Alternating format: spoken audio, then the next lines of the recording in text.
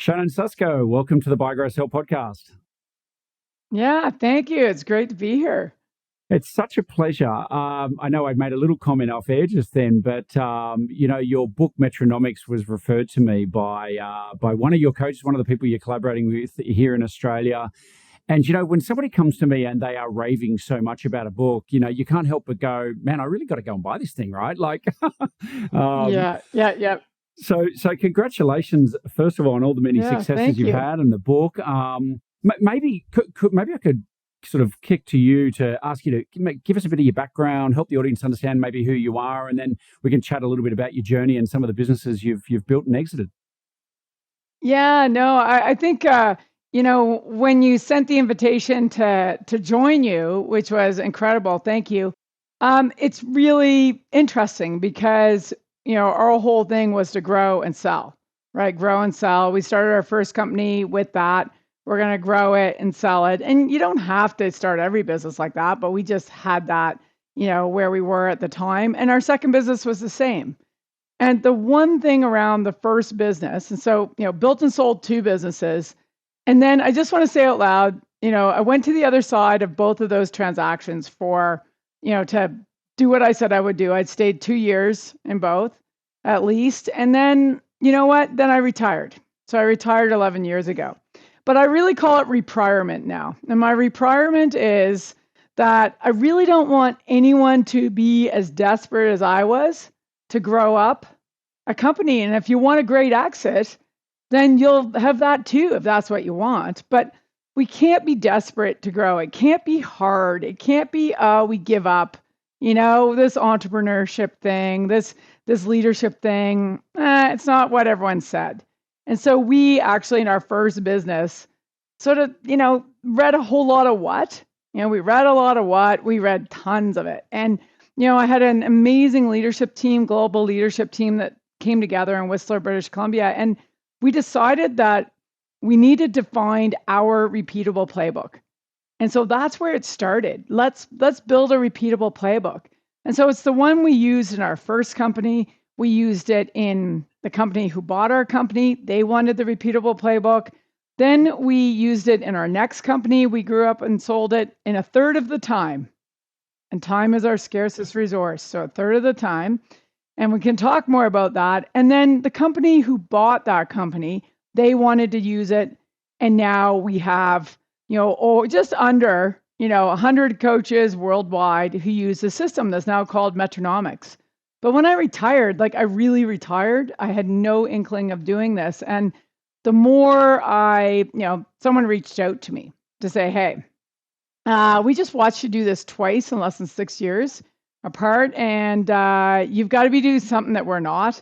And can you come and coach? Right. And I was like, really? That's really cool. That's really cool. That is awesome. And it's I'll step back and pick on something you just said then, but that you'd started these companies with the view of building something that you could sell and exit. And I guess what I find interesting out there is that there's so many business owners I talk to, exit's really not even on the radar. They do what they do. Yeah. They're on a journey. And so what I guess I love about your story is that while you may have been one of the few people who starts with this exit in mind, you actually developed a methodology, a process for actually growing. So whether you want to sell your business one day down the track, or you want to hand it down to your kids, or hang on to it as an asset, whatever that exit might look like one day, really what I think is exciting is this formula that you have for growing and growing efficiently. Yeah, because I think the biggest thing that we all know is, time is scarce. I've already said that, but when we started out, we sort of held urgency to time. We said, the first business was in the late 90s. So let's build this up and let's, get this sold 3 to 5 years. At that time that was happening, but we didn't sell in 3 to 5 years in our first business. And, we made so many mistakes in our first 4 years of business, as you do, but we made tons of mistakes. And then, we had this amazing global opportunity. My first business was Paradata Systems, and we were a global internet payment provider, right? And everyone goes, if you're listening now, you're like, oh, big deal. But in the late 90s, that didn't exist, right? And face-to-face transactions was not over the internet, and there weren't like internet transactions were not even, fully automated at that time. So, that was what we wanted to be. We could see the opportunity. We actually had raised the cash for it. We had the team, and then we're still this like, why can't we unlock this? Why can't we hit the timeline that we said we would hit? Right. And that's what we all want to do. We say we're going to do something and we want to do it. So we got, when you go from board meetings of quarterly to monthly, you might be in a little bit of trouble. Right. And so for us, I was just like, we had this 10-year goal, best practice BHAG from Jim Collins. We had our 1 year, core purpose, core values. Like we're doing best practice. But the thing that, we had, which wasn't helping us, was this 5-year super wild ass guess.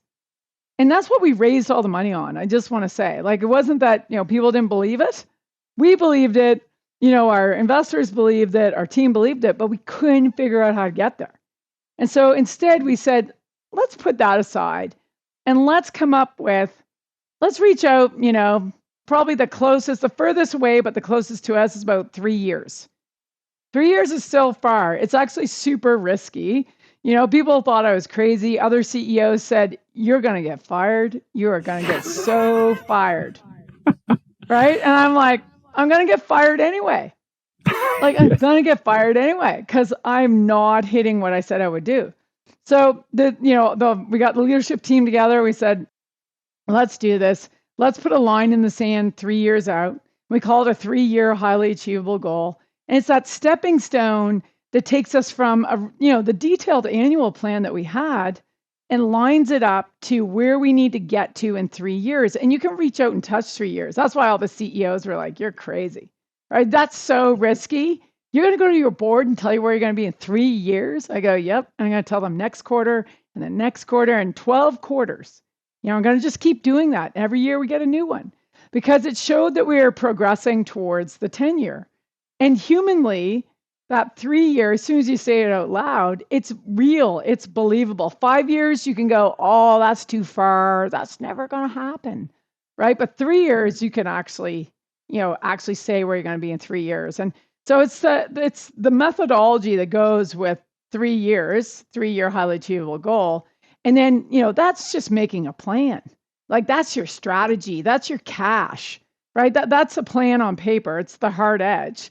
And then we also had to look at the soft edge, right? The cultural side of it and that cultural foundation and the system that went with that and the cohesiveness. And, the clarity of your human system, right? Clarity of how people play together. And those were the things that really got us, of our leadership team together going like, okay, we can do this. It's not whack-a-mole anymore. It's let's just, progress together because it's a progression, not perfect. And let's just, bring that along. And so that's where the system came from. But it came from, honestly, we work with lots and lots, like thousands of companies, really large companies and really small companies. And it doesn't matter because the common denominator there's a team, there's more than one person. And, a team wants to be connected to the score and connected to the plan. And that's where Metronomics comes into play and sort of lays out time bound because time's scarce, right? And gives a desperate CEO like I was. And, I say desperate, but I was pretty desperate. We'd said what we were going to do and we were challenged, right? And then, but I know because we run into CEOs and leaders all the time is they have similar goals, similar timelines, and they're not hitting where they need to be. And that's what we're here to do. That's what Metronomics is here to do, is to like open that up. Yeah, awesome. So you've said we a few times. So going back to your first business, did you start that with other friends, colleagues? What did that look like? Yeah. So, oh boy, that's a good question because we started the business. There's 3 other co-founders, and I mean we were the crazy when we went to raise money, and I still hear it today. It's 25 years plus later, I still hear it today. and people going, you were the craziest 4 people I think we ever met with at that time to raise money. Because it was me. I was like, I had my third degree. I was out of school. I had my own company. I got rid of that, got in with this group. I'm 26. We have a 16-year-old on the team, right? He's my partner in crime because my background's, technology and computers and coding and all of that. So he and I, coded the system together, which, people are going, what? Like, okay. And then we had what we call, and he would self-declare himself as this, a ski bum from Whistler, who had to get a life, so his wife told him. And, we had a real estate marketing developer, right? So the craziest group ever to get into this. And we didn't start, directly go to payments and go, we got it. We actually developed, we have like, I don't know how many patents we ended up with the original platform that we developed, but software patents were pretty easy to get at that point. I'm just going to say that out loud. But we actually, built a platform that encrypted data, satellite imagery, and it was before you could stream it. So we had a way to, get the files, encrypt them, and it wasn't a private key system. It wasn't a public key system, which, maybe that's too technical, but it was a very easily used system.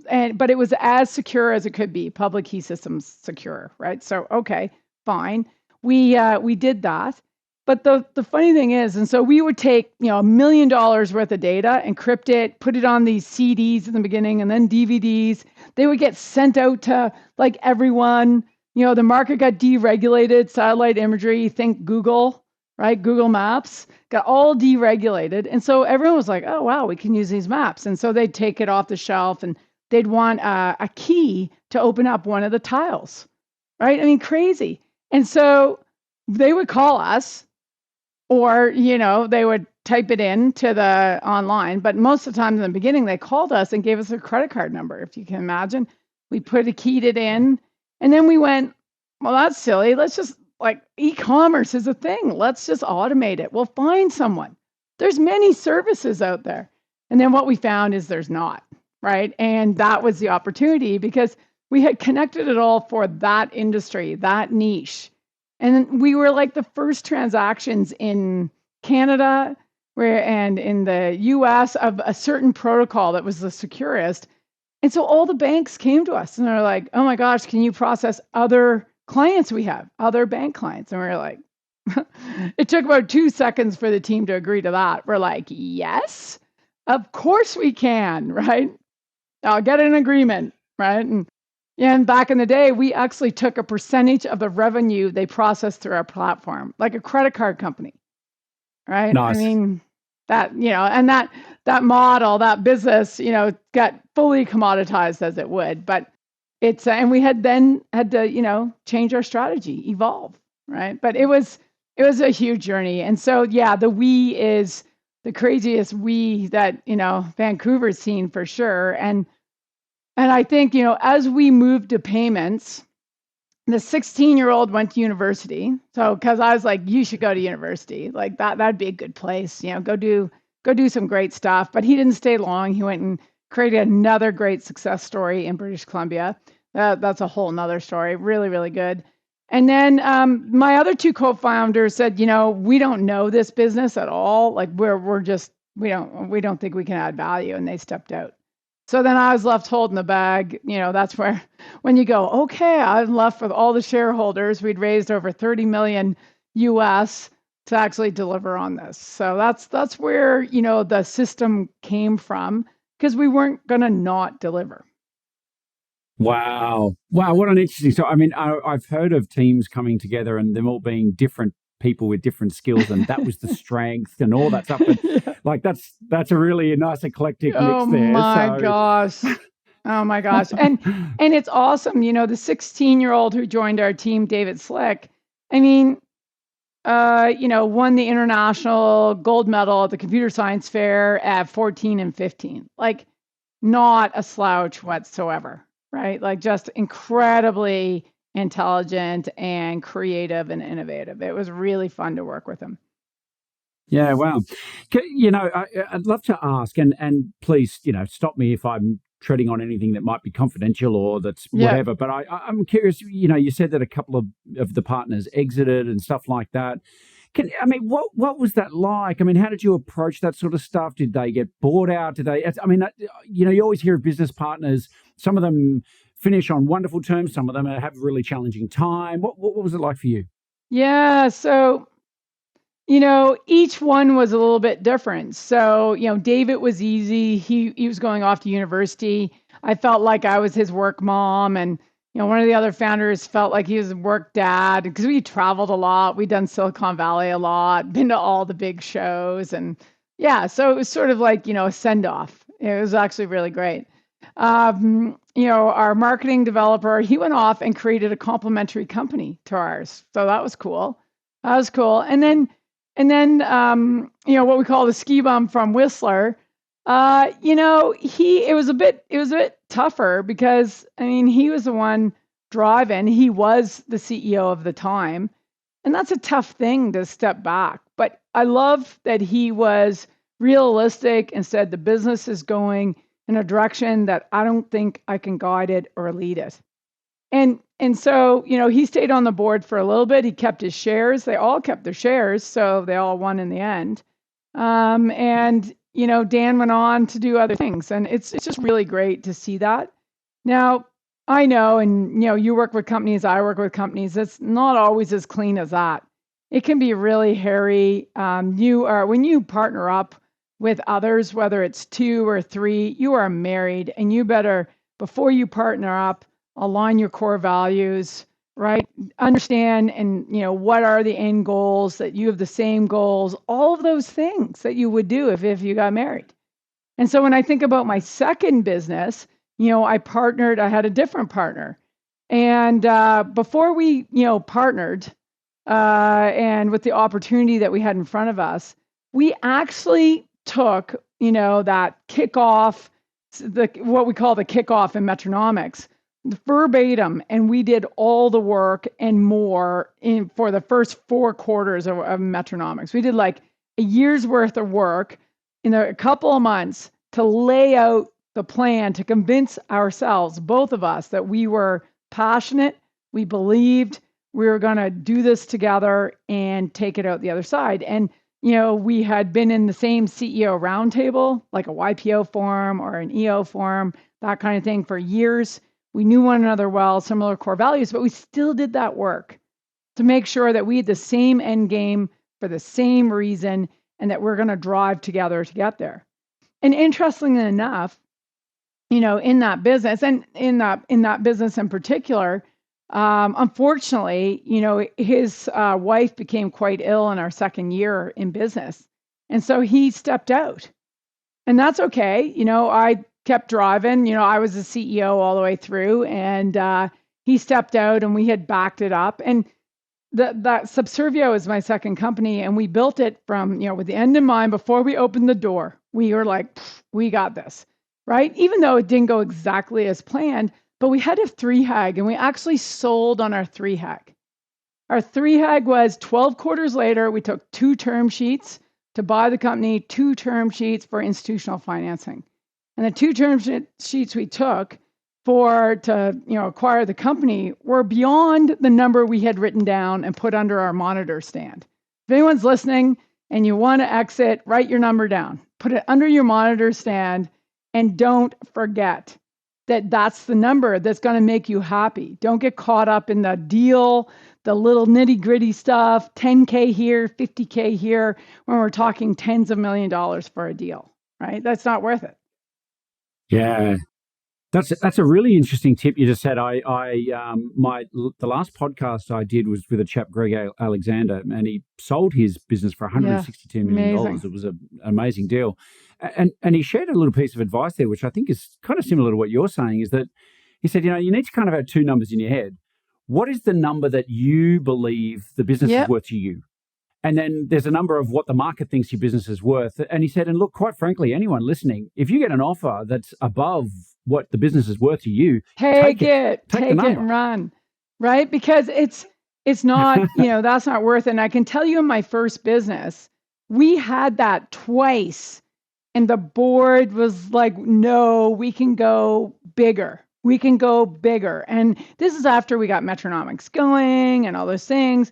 Even the third time, and we did sell it on the third time, I actually said on the third time, I said, 6 more months, we'll be in a better position. It'll be a higher value. And like, they didn't go for that. They're no, let's go now. Right. And I was like, that's just, I said, let's go, let's make it happen because, I think we missed out on the first two, but they had different agendas. And that's why agendas are really important. And having that end in mind, as you said, is super important because there was times with my partner in my second business that, I'm negotiating the deal. He's not in the business anymore. He's chairing the board. He's like, my coach, keeping me in line.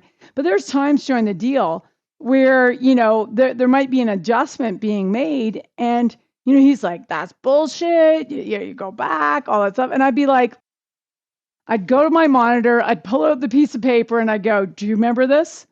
We are so far beyond this. This is way beyond our expectations. Like we sold for 60 times top line. Like, let's not nickel and dime a few things. Let's just be happy and let's deal with the things. Like that's not something we're going to break the deal over, right? When we're above, we're good. Okay. Can I pause you? I've got to stop you there just for 1 second, only because that rattled off your tongue like it was just like an everyday ordinary thing, and I'm still kind of catching up with my brain's trying to catch up. You said you sold for 60 times top line. Yep. Is that correct?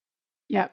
Because we were only three. Wow. We were. Congratulations. And what I want people to realize with the Metronomics system is we did start that company at the end in mind. We were swinging for the fence again. We were going 3 to 5 years. We hit 3, which is amazing, which is a third of the time of my first business, which was 10 years, right?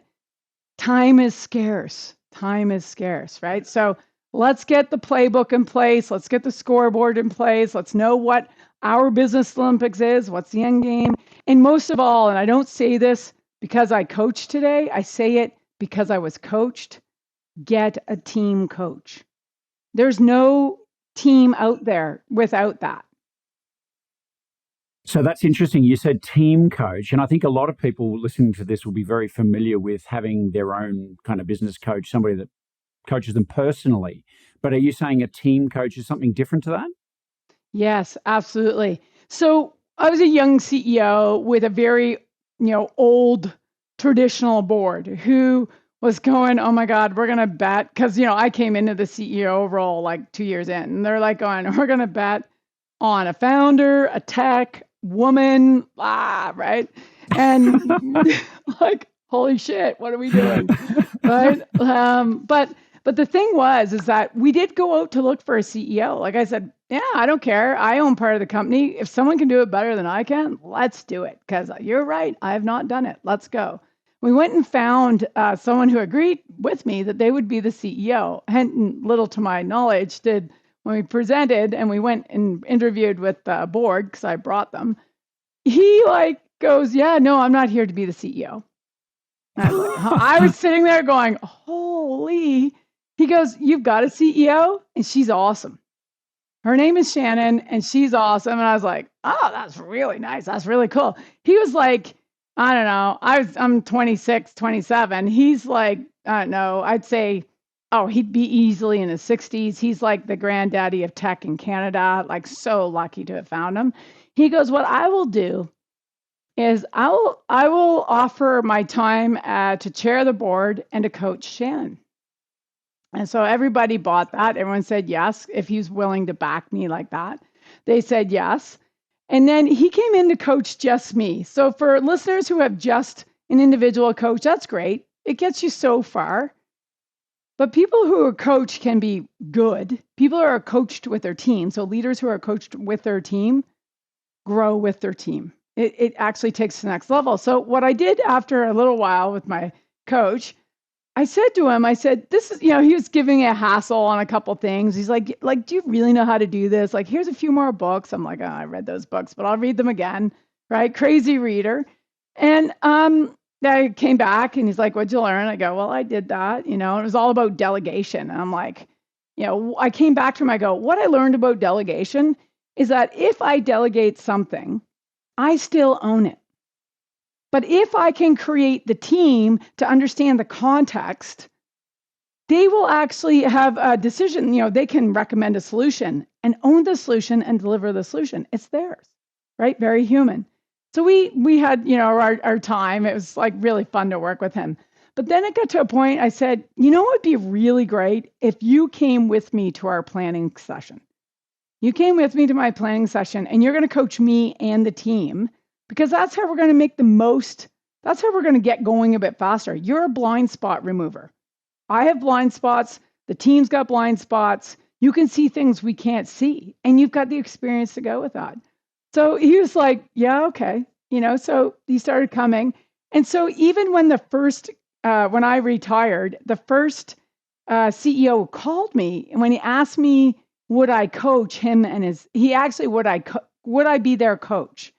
And I was like, okay, that's interesting, and we chatted a bit. And I said, why are you calling me? And he said, well, it looks like you've got a system or something because you just don't do that every day. I'm slogging here for 15 years and you come up and do this twice. Like, this is crazy. And so I said, okay, well, what kind of coach? And he said it out loud, which is awesome. He goes, I need a coach for myself and my leadership team.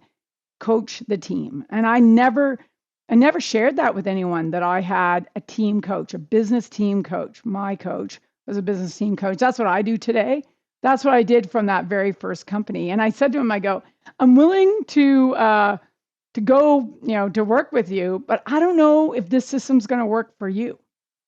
Right? I don't know if it's going to work for you because I don't know if it's because I was involved in every one of those that it worked. I said, so if you'll work with me, let's figure it out.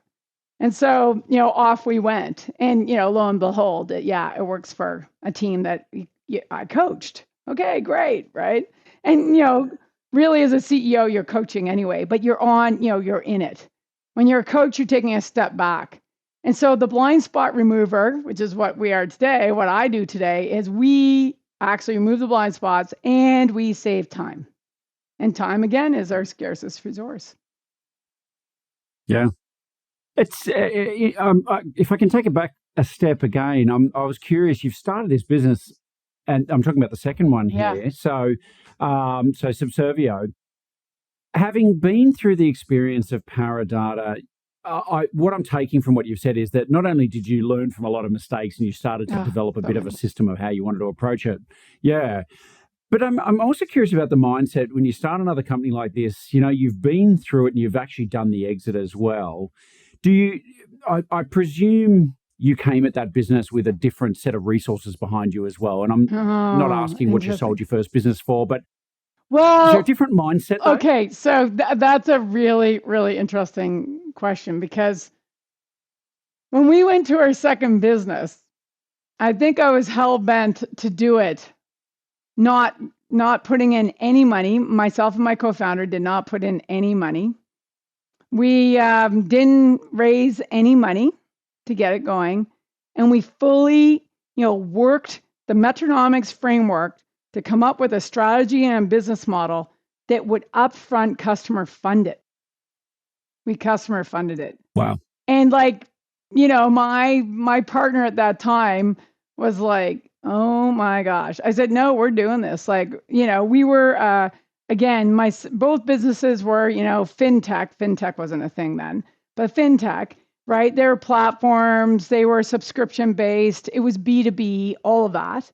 And the second time we actually sold, upfront, as you would, as a good SaaS business would, is, a year's worth of subscription. It's just that these subscriptions were 6 figures. Right. So they're like the Canadians, I love our first customers and our partners and all that. They're putting that on their credit card because they want the points. Right. They call the credit card company and go, we're going to do a really big transaction. I've got the money, or they'd put the money already on, do the PO and everything in their business. And we're Subservio was post-trade compliance, automated post-trade compliance for broker dealers.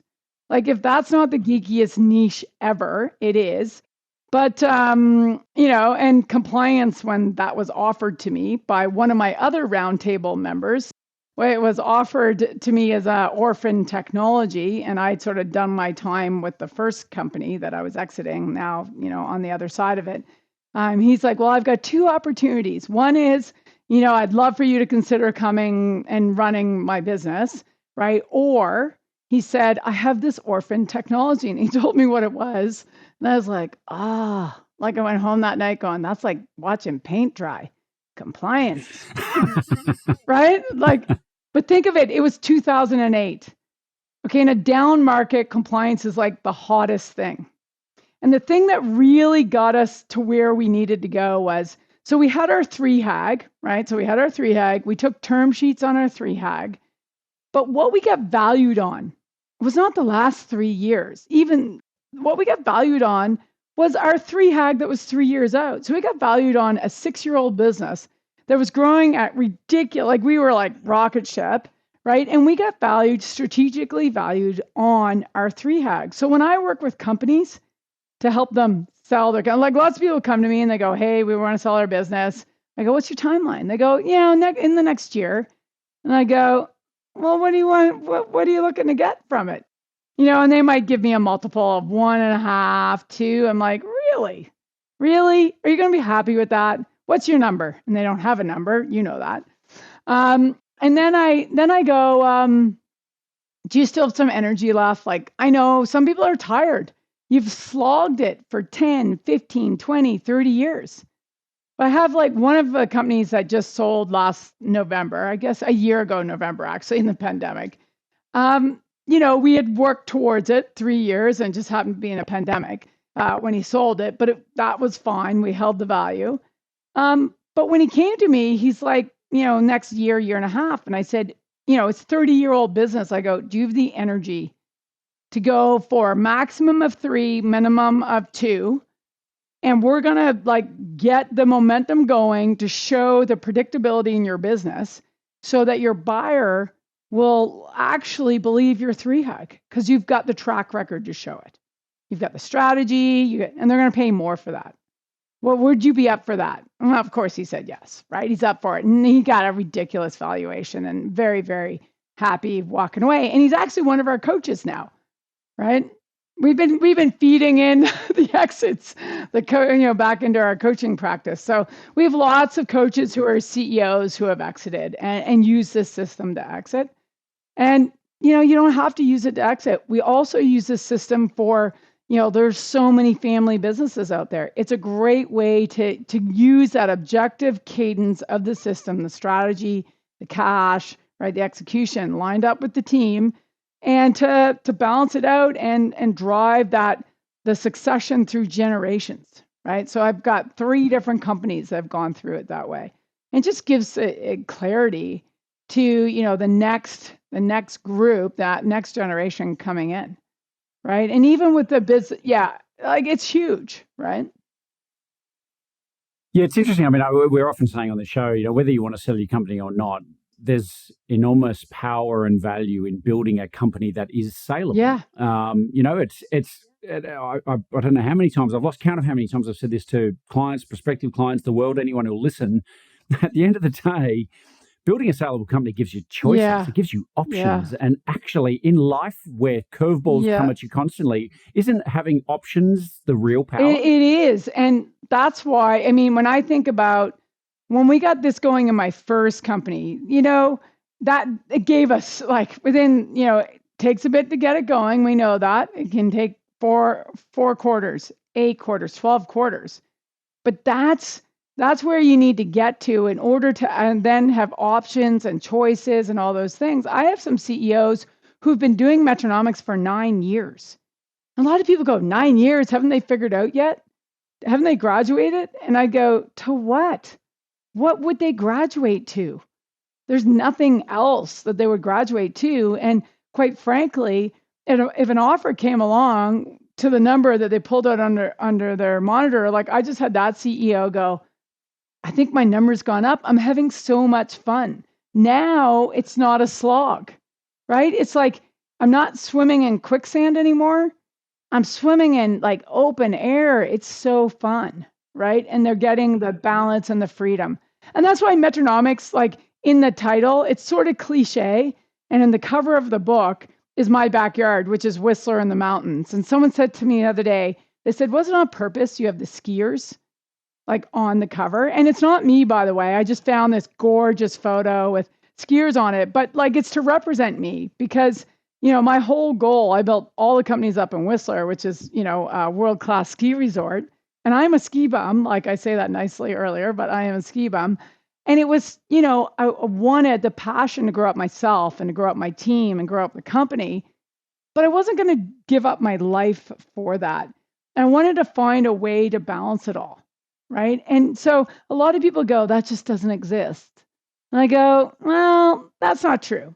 Right. We can find a way to do that. And that's actually why in my retirement, right, I'm out there and why I love coming on and talking to you because you understand. And we've got listeners who are making decisions on what they should be doing next.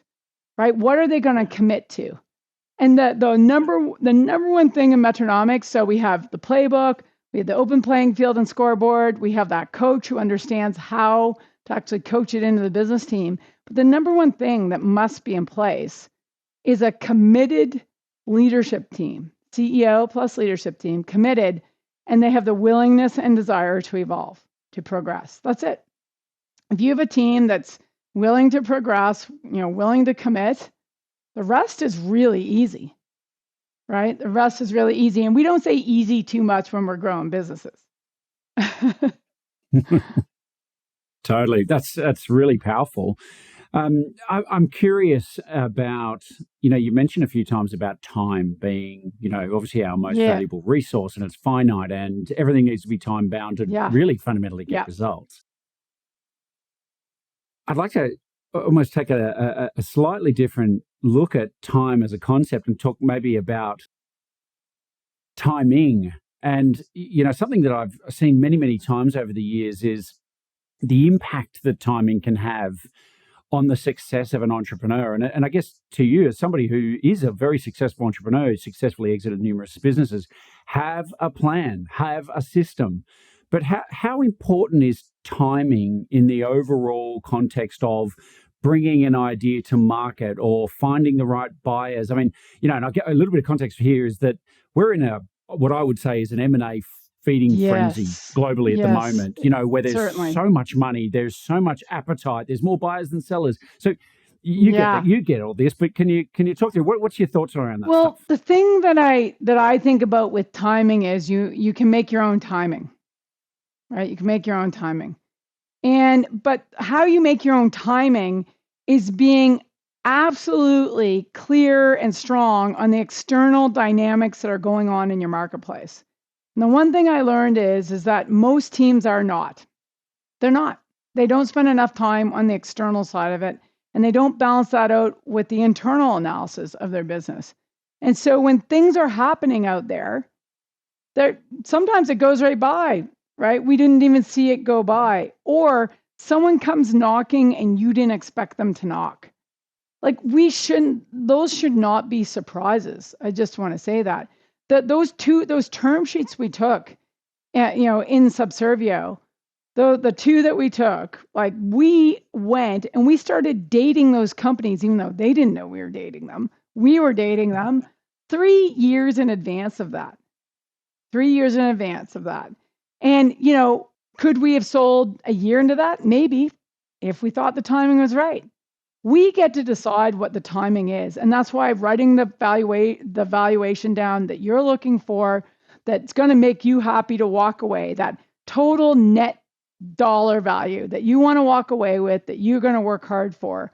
Like, you make up that timing. And there are so many things that get missed. And so I said in my first business, there's 2 times. But timing was right, that, from my perspective, the leader's perspective, that we went to the board and highly recommended this would be a good time. They didn't agree. And you know what? That's on me, because as CEO, I should have had schooled them. I should have had got them into a better place to understand the dynamics of the market and how great that was. So, lesson learned.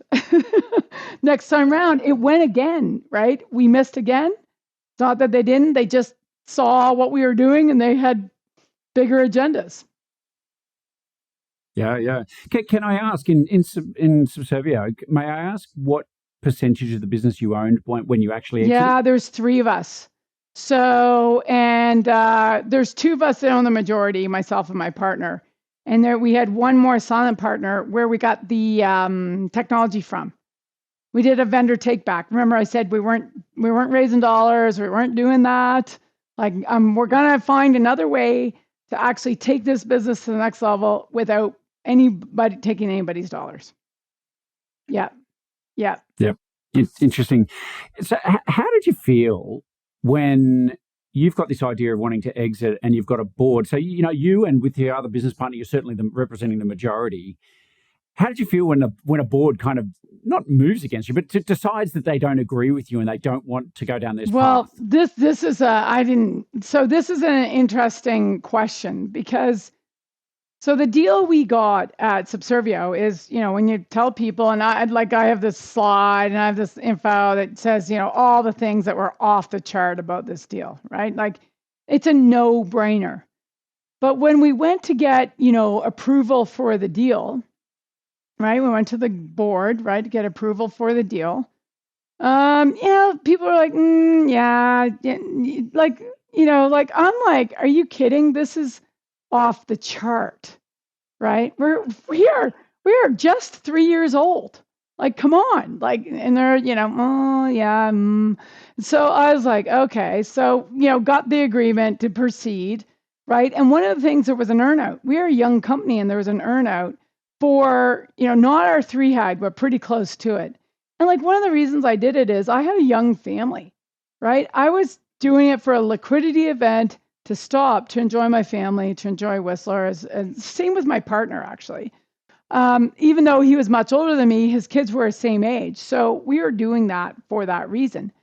So, and there's this crazy earnout that was being put on this. And I was like, okay, let's work it out. Let's work it out. And, the one thing I give credit to my board for is they're pretty stickler on that, right? And they're making it pretty difficult. And the company DST Systems bought us, and they're very, like, really nice people, really, like, it was good to do a deal with them. But, they were holding to the earnout, as you would with a 3-year-old company, like, makes sense. But this is a bit crazy, but I'm going to say it anyway, because it usually doesn't happen, but a deal like, Subservio can happen, is we were down in Kansas City meeting with the executive team, and we were going back through everything, and we're there to negotiate the earnout and all things. And I was leaving, and the head of corp dev that I was dealing with came to me, and they said, what would you think about the net present value of that earnout being paid on the day the deal closes? So I stood there and went, ooh. I was like, what's your discount rate? I was like, I was jumping up and down. I was thinking, oh, okay. Mm-hmm. All right. Yep. I was curious about the calculation, but I wasn't going to push back yet. She's like, I think I'm going to go talk to the CEO right now about if there's the dollars available to pay that out. We know that you will deliver what you're saying. You have 3 years of history of doing it, a predictability. You have 10 years in another company. Why are we going to kill this deal on an earnout? And I'm like going, like, I have to get to the airport, right? I'm like going, yeah, that's a really good idea. Like, going, maybe I could sell that, right? I'm being like, totally holding it back. I get in the car going to the airport, and I still didn't say anything. I was with another member of my team because the driver could work for DST, right? So I didn't say anything. It wasn't until we got to the airport and out on our own that we were like, woo, like, this is huge, right? So then the next day, I get a call back, and, at a corp dev that I'm working with says, yeah, we're gonna calculate the amount, and we're going to bring it back and adjust the deal. And so I go to my board, and my board is like questioning this. My board is not jumping out of their seats. And it's a Friday afternoon, and like we're getting close to the end of the deal now. I got to get the deal done. We're basically 2 weeks away, right? And we're making this change, and this is huge. It's 3 years of my life back, right? Because that's what an earnout is. So I'm like, okay, and they're all pushing back, and they're going, oh, it could be more, and all. And I just said, my partner's on the board, right? Like he chairs the board. And I said, I think all of you need to get your heads out of your rears and think about this weekend. Think about if you were me. If you were me, what would you want? Because honestly, I've drove this thing with the team. The team's been amazing. We haven't missed a step. We haven't missed our plan. Nothing. If you were me, what do you think you'd want? And then I hung up and didn't answer the phone again till Monday. And my partner called literally every 5 to 10 minutes until I turned my phone off. I said, I'm not turning my phone back on till Monday. As soon as I turned my phone on Monday, he's calling again. I picked up and I said, so where are you now? He goes, all right, I'm with you. I said, well, let's make this happen. Because this is one of the best deals that we've seen. Like it was one of the top 3 deals on Wall Street that year for the mid-market deals, right? So like, I'm just like, let's get a little less about, all of you. And I'm going to stand up and do a little bit for me. The one thing they did do is, and that I did for the board, the shareholders is they put in place rather than and it's a good solution, rather than an earnout, they put in place what we called the Susko escrow.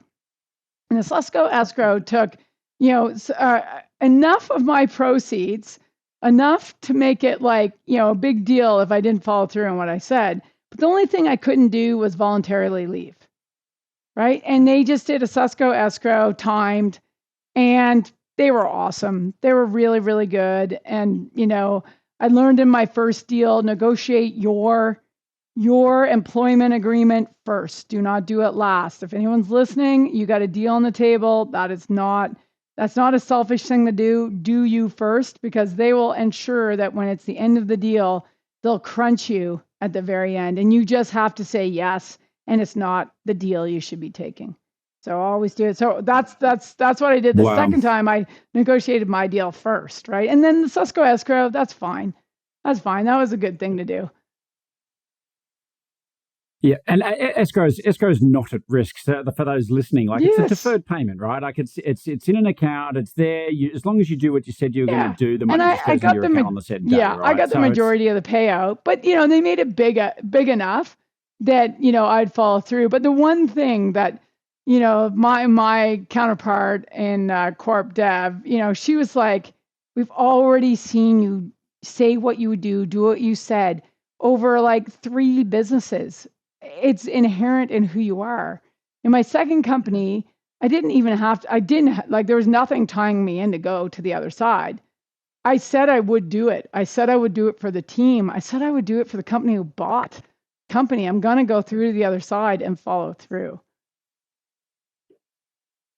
Yeah, you remind me of something, once again, we've said on this show so many times, is that, if you've never been through a transaction, if you're listening to this podcast now, I mean, so many people listening haven't been through this. And so it is the great unknown. And I'm always saying, look, if you're really getting deals done can be really hard. Sure, there's always the odd story where it's easier to slip through or got through easily, but most I know of have a lot of challenges. And you've got a deal only gets done when you've got willing buyer, willing seller who can come together and develop an enormous amount of trust in a short period of time. And I think what I keep hearing from your story, Shannon, is that not just your history, but clearly who you are as a person and the way you engage. And certainly I get this vibe from you, is that you're somebody who, has got the runs on the board. You do what you say you're going to do, and you were able to develop that trust. And I think, the big thing is, and why I even wrote down Metronomics, right? It was the hardest thing I've ever had to do. It's like explain how the systems connect together, and when, as a leader, you need to turn on what's the next step? Because there's a critical path through this to actually, to drive this. First you get the foundation, and then you pick up some momentum, With momentum, you make better, faster decisions, right? Your team's with you, and then you get this compounding effect, right? Valuation effect. It's a thing. We have many companies, and companies identify where they are in this. But the big thing is that when I think of Subservio, it's like, we got such a good opportunity to take everything we learned in the first company to do it again. And I got to tell you, my partner called me twice a day, every day because he was at the round table that night when I got offered this technology. He knew all about it. It came from that industry. I was just like, compliance? Oh my gosh, really? And so he called me every day for easily 2 months. Easily 2 months. And he goes, have you made a decision? I've made a decision. And I'm like, I'm working through I'm mapping it all out, right? And then I said, I need your help to map it all out. And then, and those are the things that, we had this plan, and you said it, we had the end game in mind before we started. And when I think of this as, last year was an Olympic year for sure, because it was odd, that we had Summer Olympics last year. We did Winter Olympics this year, and I come from a heavy sports background. And it was just a bit of a that I didn't think of it sooner, of this 3-year highly achievable goal as our business Olympics, right? I thought, wow, it's so obvious. I did it playing high performance sports, the different sports that I played. We always had this championships that far out, and we worked back 12 quarters, coach, team. We needed to be certain places. We made adjustments as stuff changed, people got hurt, whatever. Right. But in business, we need to do the same. And I just think very, very fortunate to have had the opportunity because a lot of people don't get to do it twice. Right. Some people do, but the majority go through a transaction once. And that's a big thing. And it's one of the reasons why I guide so many leaders, CEOs through the transaction. And the last thing I want to say, which I'm sure you've said and you've had people on talking about this on this show, is that, for CEOs who are going to sell and exit, right? Like meaning you're done, you got to have a plan. You have to have a plan for what you're going to do after the fact, because so many, so many don't, and the deal's done, and you almost mourn that it's over. Rather than be excited to go on to whatever the next thing is. And lots of CEOs, owners had plans when the business sold, especially during the pandemic, and they were going to travel and do all these things, and they couldn't. And that was really hard on a lot of leaders. And I know that, when we're coaching through this, we have as much a plan for that deal and the company and everything beyond as we do for anyone who's exiting with that exit, like going to leave and stop. And that's why everyone laughs at me and they go, you're retired? And I say, yeah, I'm retired. I said, I didn't even plan to do this. I planned to hang with my kids. My kids are grown up now. That was 11 years ago. So, this is really, really fun. And it's been such a serendipitous journey to be able to, just give back that experience to coaches, and then coaches to clients. That's awesome. Shannon, I could talk to you all day about this stuff, I can tell. And hey, I am looking forward to catching up for that coffee and whistler with you. So yes, we will definitely do that. Mindful of your time, are you cool with people reaching out to you? Oh yeah. Lots and lots of people link into me. I love that. You can connect with me at metronomeunited.com. That's our website. Metronomics.com will get there. Metronomics, the book, will get you there. And we have, with all 3 books, we have with Metronome Effect, 3-Hag Way, and Metronomics, there's full resource reader, like a reader resource portal for every one of those. Like this is to serve core purpose for no one to be as desperate as I was to grow up a business. And so you all get to choose what that is, but it's all there for you to have, to download. There's tons and tons of resources. That's so awesome. Thank you so much. You've been very, very generous with your time today and generous with all of your information and resources for everyone listening. If you are listening now and you'd like to reach out to Shannon, maybe just send her a little note, maybe let her know that you just heard her on the podcast so she gets a little context of where you're coming from. And Shannon, once again, so many insights. I've really, really appreciative of your time and everything you've offered to us. So thank you. Yeah, you're welcome. Super fun. Great questions. And it's so fun talking about the deals. Deals are fun, and we got to plan for them. Indeed. Thanks again.